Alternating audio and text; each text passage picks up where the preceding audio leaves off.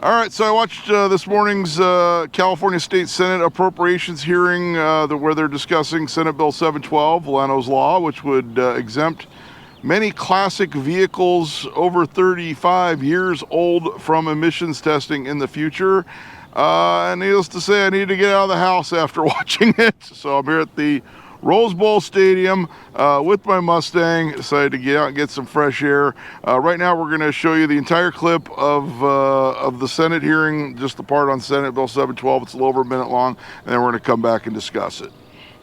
Moving on to SB 712 by Senator Grove, who has waived presentation. Anyone here to testify in support? How about in opposition? Did you say 712? 712, that is correct. Waiting for just a second. That's okay. We're happy you're here today. Welcome. Well, this is a spirited group. So I appreciate Better that. be careful. I know. I will. I always am. Brendan Tuig on behalf of the California Air Pollution Control Officers Association. Those are the executive officers from all 35 local air districts. We're opposed to SB 712. We do think there will be significant costs associated with making up for the lost emissions caused by this bill, and we have significant policy concerns as well with the loss of emissions reductions and what that means for public health. So we're opposed. Thank you very much. Thank you for being here. Appreciate it very much. Thank you. Anyone else in opposition? Seeing none, seeing no questions or comments from the committee, this is a suspense file candidate without objection. SB 712 will move to suspense. All right, so what does suspense mean in relation to this bill? From what I understand, they determined that the bill is going to cost the state of California more than $50,000 to implement, which means it needs to go into further review, which unfortunately, from what I understand, is often used as a way to shelve these bills, which hopefully is not the case here. So we're going to be keeping an eye on that. I'm hoping to get some more information about that to make sure this does progress. I think if our viewers actually keep pressure on their local state senator on this one, we can make sure that it doesn't happen. Now, as for the comments by the gentleman, I believe from the Airborne Officers Association that was in the video, saying that it would increase their costs because of increased emissions. I offer this car, my 1990 Mustang that I've owned for 10 years. Now, I mentioned this in the last video, I figured it out. In 10 years, I put an average of about 2,000 miles a year on this car. National average is 14,000 miles for a car. That's most of your new cars you see running around on your commute every day. You don't see Fox body Mustangs on your commute every day. You just don't. Or cars of that era, for that matter.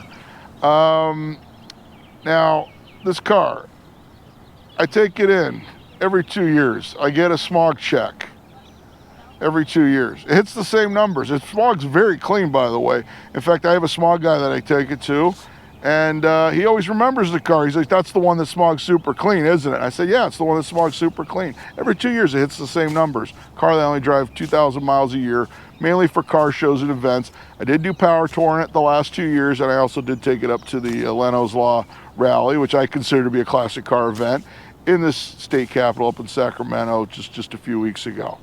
So yeah, that's what this car, and my story is not unique. That's what most of these cars generally are used for, is stuff like that.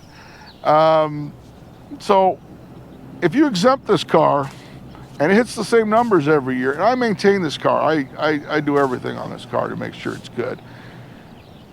The only difference is I'm not having to get that test every 2 years. That test, which by the way is getting harder to get every 2 years because equipment goes down. Because the guy that fixes the equipment for pre-OBD2 hasn't come around to fix it. And they're still waiting on it. They're waiting on parts because we're the only state that really still does smog testing on these. I think there's a couple of them that do, but they all offer different ways to get out of it if you have a classic vehicle that does not get that many miles put on it. And that's what Senate Bill 712 is. We're trying to get these cars exempted, the ones like this one, which are, I would say, are the majority of the population that only get, say, maybe less than 5,000 miles put on them a year. And mind you, I think I figured out I have 4 vehicles between 76 and 90, including this one. This is the one that, by the way, gets the most miles put on it of those 4. I've got a 77 Pacer, 83 Dodge van, 86 Suburban, and this one. And they all pass smog. They've all passed smog.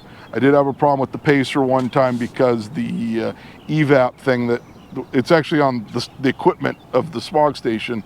It doesn't quite seal onto where the filler is properly unless they turn it a certain way.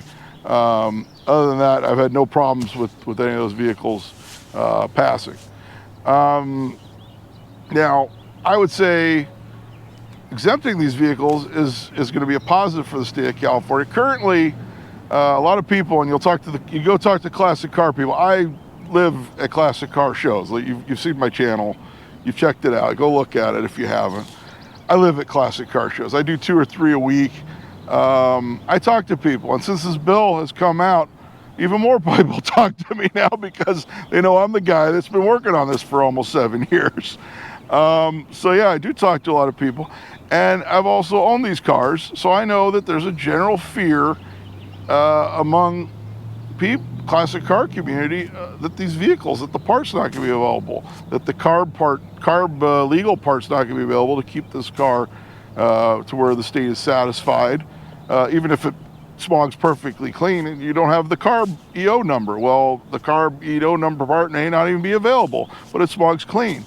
And supposedly they have a program, which is in the vehicle code, where you don't have to get the visual, but you have to go through a bar referee, and we've had people say that the bar referees say they didn't know what they were talking about and couldn't get one to do it. Plus, you have to make an appointment in advance.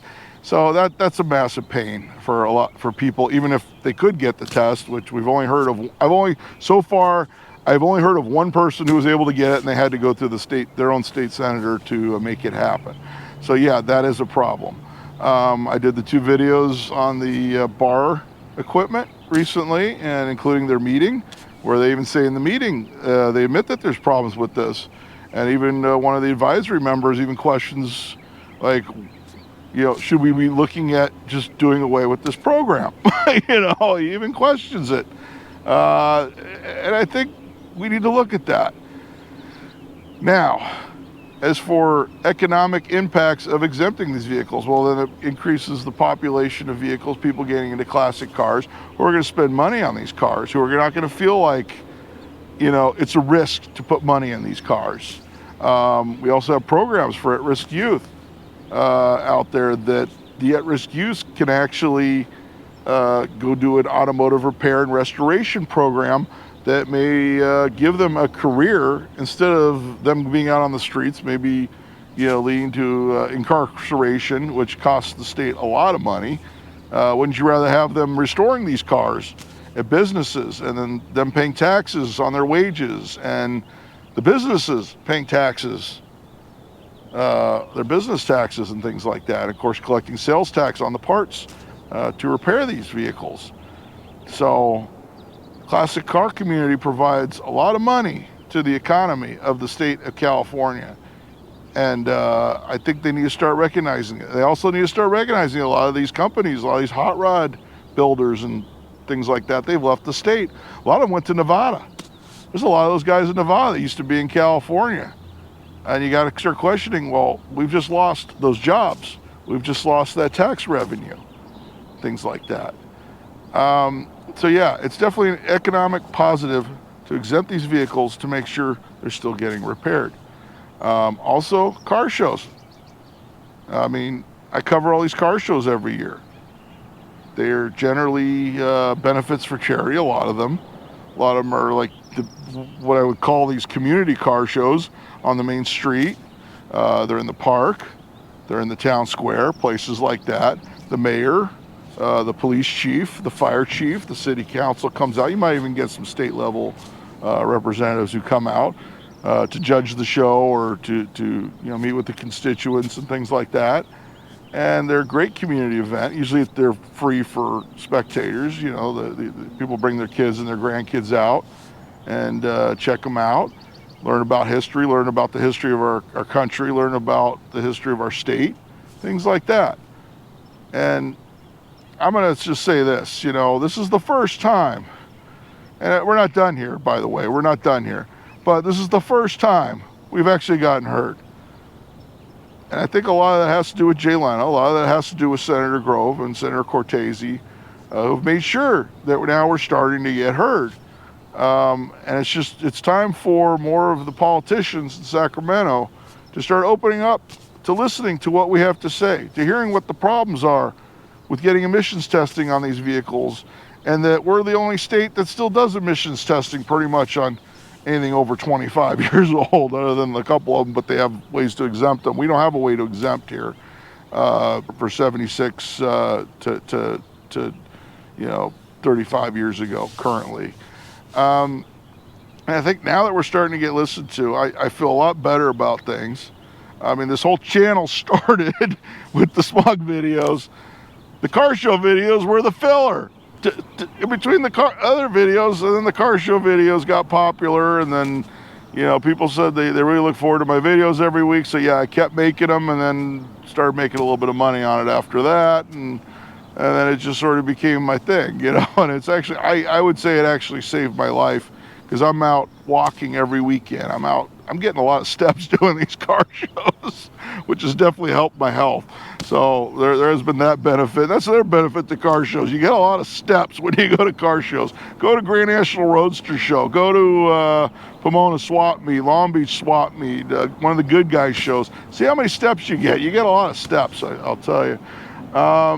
So in that respect, plus being a lot of people, a lot of this is, you know, the car shows, it's a social thing for people. They take their car there, they drive maybe 15, 20 miles, park the car, and it's a social thing, especially for older people. It gets them out of the house. It gets them talking to their friends. And you know, I see it. And there's so many positives that this community, that the car shows have on the community. And it's time we start acknowledging it. It's time to start helping people out. So that's what I got for you. I'm hoping I get some updates and I can make another video and bring you something else in the future. Until then, I will be covering more car shows, obviously. I think we have like 3 or 4. I mean, we're going to do 3 or 4 next weekend. It's like that crazy weekend in early May when there's like 1 billion car shows. So I'll be doing that. Make sure you like, subscribe, leave some comments. Don't forget to contact your local state senator, not your U.S. senator, your state senator. Someone sent me a DM saying they contacted their U.S. senator. It doesn't do any good. You got to contact your local state senator. I'll put a link to the Find My Legislator thing. I'll put a link to the group, Californians for Classic Car Smog Exemptions. And until next time, I'll be seeing you.